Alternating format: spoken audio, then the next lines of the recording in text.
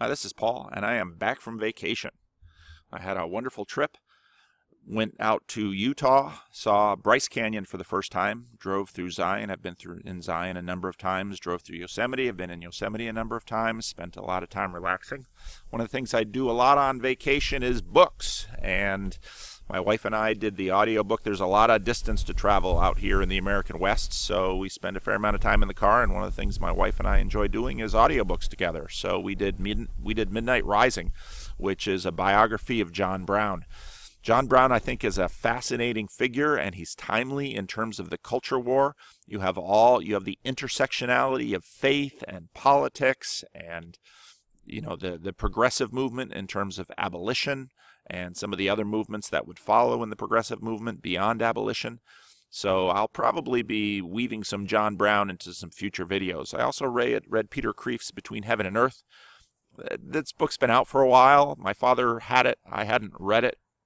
It's a dialogue between, imagined dialogue between John F. Kennedy, C.S. Lewis, and Aldous Huxley, all of whom died on the same day. And Peter Kreeft, he grew up in the Reformed Church. I grew up in northern Jersey, same place I did, went to Eastern Christian, went to Calvin College, and then went over into the Roman Catholic Church and has taught at Boston University for a number of years. And my Dutch friend Job says his last name means lobster in Dutch. So there you go, Peter Kreeft. Kreeft is a controversial figure. He's a fairly conservative Roman Catholic. He likes to wade into culture war things. I think this dialogue between the three of them is a little contrived, and of course C.S. Lewis wins.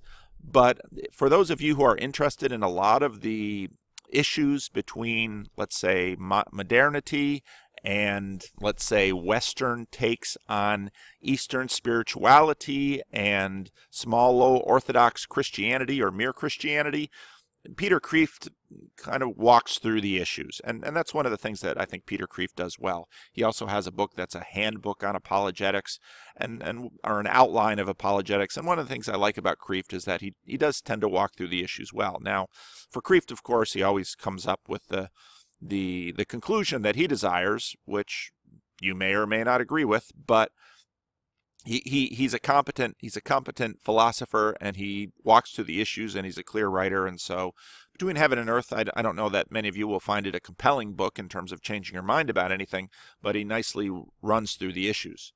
Another book that I continued, I'm retaping this because my dog barked last time because he's chasing the cat. 1493 is another book that I'm continuing to go through, which is a fascinating book. It's a longish book. It really goes through sugar, tobacco, the Columbian Exchange, a bunch of things that really shaped the modern world, and very, very interesting book. One of the things that I think is we don't pay enough attention to in the culture war is paying attention to history, because many of the issues that we're dealing today, they are not new issues by any means, and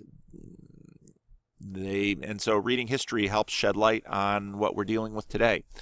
Another book that I dug into again is Plato's Republic, and I'll be talking about that book quite a bit more probably in the next weeks and months, because I'm going to dig into it, because with reference to Jordan Peterson's City of God, it's probably a good place to start in terms of thinking about, well, what do you mean by a city of God? What's on the top of the hill? How can we talk about it? What do our words mean in this? And really the Plato's Republic goes into the word that is often translated justice, but another valid translation of it is righteousness. And as I dive into Plato's Republic with respect to Jordan Peterson and then eventually Augustine, we'll be doing quite a bit more talking about that. And some guides for that will be some of these great courses series. One great course that I really like a lot, Books That Matter, The City of God. I've listened to that one a couple, 2-3 times. It's got a terrific transcript and an outline of the course, and I get these through Audible, and I really like it. A less helpful, but I think competent and valid treatment of Plato's Republic. I'm probably going to be, I'll be looking at Plato's Republic in Greek and then various English translations, and probably looking around for more good resources on Plato's Republic. So if any of you out there have any recommendations on Plato's Republic, let me know. Put it in the comment section or send me an email. Upcoming on my video channel, I'll be doing a conversation with Jonathan Peugeot a little bit later this week, which should be interesting, given all the interesting stuff that's happened in the Peterson world. I don't know how many videos I'll get out this week. Living Stones need some attention. We're reaching the end of August, and there's usually good times in the year to start new things, and that's September and January. I might start I did the Parenting Through Adulthood course last year, which was a Sunday lunch, a once-a-month Sunday lunch venue. And I might do something, I'm thinking about doing something like that with these great books, like Plato's Republic and Augustine's City of God. Here, I think it's a better way to get into the issues of religion and politics than what I see practiced currently. And by saying that, I don't mean that I want to get into politics as much as I think the church has to get beneath these conversations in terms of what are we talking about when we're talking about religion and politics and justice and righteousness and well-being. And so I'm thinking about actually developing a course on that. If I do it similar to Parenting Through Adulthood, it will probably be part video and then live meetings maybe once a month, Sunday afternoon. A bunch of my members like going out for lunch together. And I want a venue where both members of Living Stones, who are long-term people there, and also people who are maybe not church members, maybe don't believe in God, maybe don't do church at all, might be of interest in having an event like that. So I'm thinking about something like that. And as I said, I'll be doing a deeper dive into Peterson's comment, City of God. Now I'm going to talk more about this too, because I'll do another video pretty soon on just my commentary on that, because I've been thinking about it. I had a week to think about it without making videos while I was on vacation. You know, the main thing here isn't what Peterson believes or doesn't believe. Now, I know especially for a lot of evangelicals, that's a very primary focus. Peterson's reluctance to, I watched his PBS firing line conversation. And you know, part of his reluctance is not unwise, because he understands that making a statement in one way or another will have tribal implications, and he wants to try to skirt that for now, and I understand that, and that in itself is a complicated conversation. So why spend so much time on Peterson? I get that question a lot. Why are you spending so? I get it from my wife. Why are you spending so much time on this guy? Well, to me, the point of it isn't the guy. The point of it are the conversations that Peterson has been able to create. And to me, that's really the greater interest, and that's the interest that I have in it. And what I've discovered through the meetup and through my videos is being able to have a longer conversation about some substantive and important things like religion, and not so much politics, but religion and philosophy and history and belief, and what is life about, the meaning of life. This is what Peterson has really helped us get into.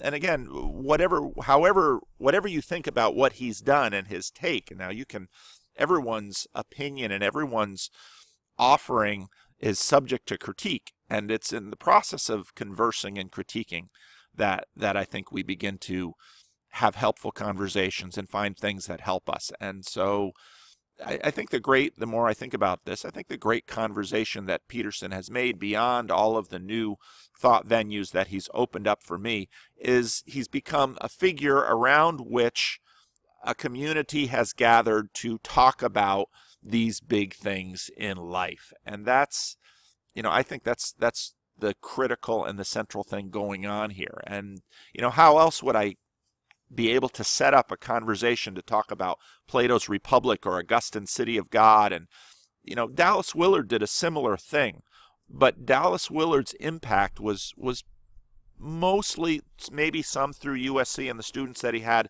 but his impact was mostly within a segment of the English-speaking Christian world. And Jordan Peterson, what he's done is been able to facilitate conversations across these tribal lines, which makes him standing kind of apart from the tribal lines really quite important. So I'll talk more about that in upcoming videos. For patrons, I had real misgivings about setting up the Patreon thing, partly because I don't like pay for play. As a pastor, it kind of rubs me the wrong way. There are individuals in my church that give a lot of money and really keep the church going. And there are other individuals that are in the church that are very poor and don't have any money. And I am the pastor for all of these people. And part of being a Christian means I try to be pastor for all of them at the same time. What YouTube has done is kind of made me pastor of a whole lot more people than one person can manage. So Patreon then kind of has a role of filter those who are most committed to my project and most committed to participating in it. You all become my patrons, and I have to find ways of saying thank you. So I'm thinking about doing a question and answer video. I have to kind of figure out the mechanics of that via Patreon. I see Peterson does it, and Peugeot has done one, so I'm kind of following them in terms of learning this thing. I know how to pastor, but the YouTube stuff, that's all new to me. And I want to do some virtual meetups.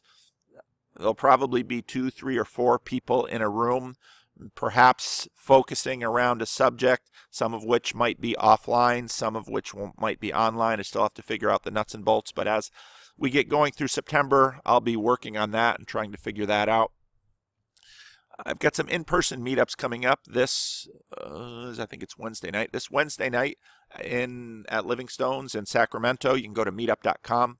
That's where that's where I post the meetups on meetup.com. 7 p.m. August 22 at Livingstone's in Sacramento. We'll have our regular Sacramento Jordan Peterson meetup. The little group that's been coming up from Fresno asked if I could come down and meet with them. And so September 10, I'm going to be driving down to Fresno and meeting up with them, and we'll be doing a little meetup then in Fresno. I am now a synodical deputy, which is a little thing that we do in the Christian Reformed Church. I'll be visiting classis meetings in other parts of the West. So I will be in Los Angeles on September 25, and I will be in Denver, Colorado on October 5, and I'm trying to figure out if there's interest or desire to meet with individuals or small groups of people. When I go down to those places, I'll probably talk to John Van Donk. He's my friend in LA and Southern California who's been trying to get a meetup going down there. So that's what's happening. Like I said, I'm back from vacation, and it's good to be home, and I'll undoubtedly be making videos.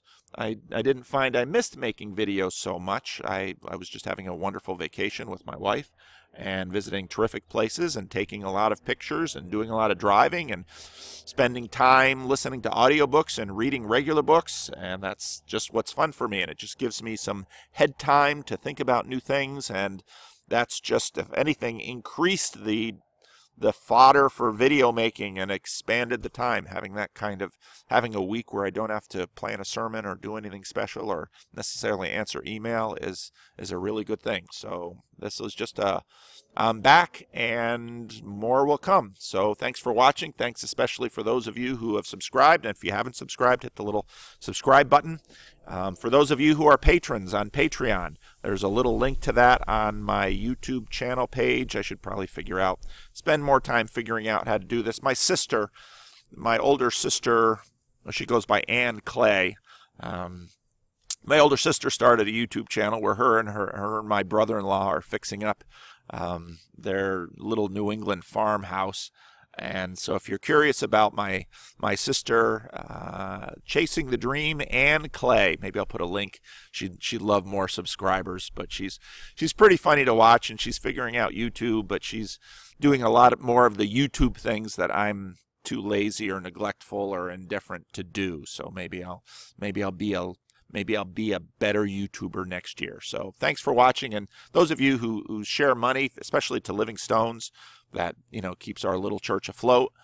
We have online giving. There's a link in the bottom, and those of you who share money directly with me on Patreon, which I also appreciate, both of those are good. I've got a fragile little church. I don't know where the little church goes, so I keep thinking about what God is doing in this strange new aspect of my career, making YouTubes about Jordan Peterson and other things. And I'll use the God talk liberally. I'm a pastor. You expect me to. So, I'm always praying and trying to figure out, okay, Lord, what are you doing with this business? What are you doing with this thing? But I've been greatly blessed by you. Sorry I haven't been attentive in the comments over the last week. I haven't been in many places that haven't had internet connection. So thanks for watching, and thanks for your support.